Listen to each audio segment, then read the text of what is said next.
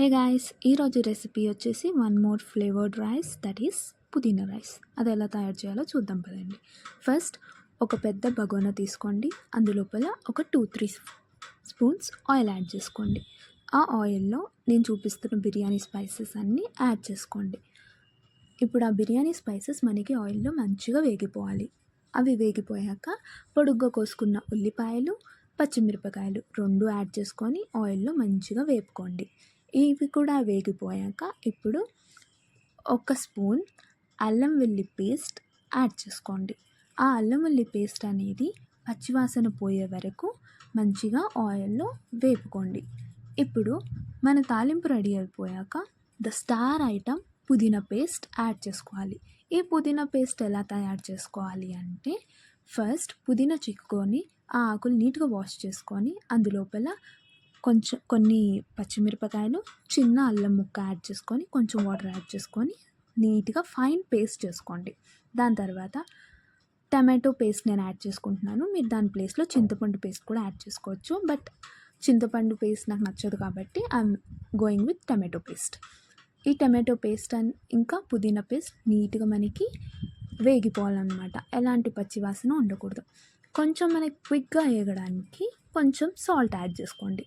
అప్పుడు ఫ్లేవర్ కూడా బాగుంటుంది. కొంచెం ఫాస్ట్గా కూడా నీట్గా టమాటో అనేది కొంచెం ఫాస్ట్గా వేగిపోతాయి. అవి చూస్తున్నారు కదా, అలా నీట్గా వేగి ఆయిల్ ఇలా మనకి సపరేట్ అవ్వాలి. అప్పుడు వేగినట్టు. ఇప్పుడు మనం ఏం చేయాలి, వాటర్ యాడ్ చేసుకోవాలి.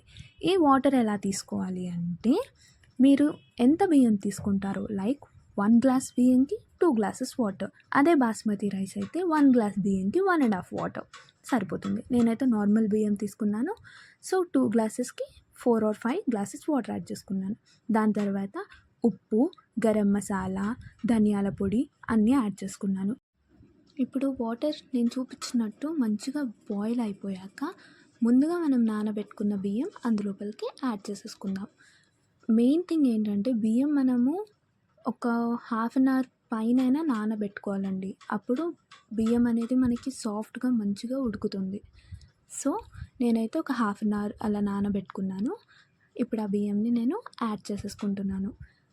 బియ్యం కూడా యాడ్ అయిపోయాక నీట్గా మీడియం ఫ్లేమ్లో పెట్టుకొని మంచిగా కుక్ చేసుకోండి. వాటర్ అనేది మనకి ఒకవేళ అంటే తక్కువ అవ్వదు అనుకోండి. ఒక్కవేళ మనకి తక్కువ అయిందనుకో, డైరెక్ట్గా గ్లాస్తోనే వంపేయకండి.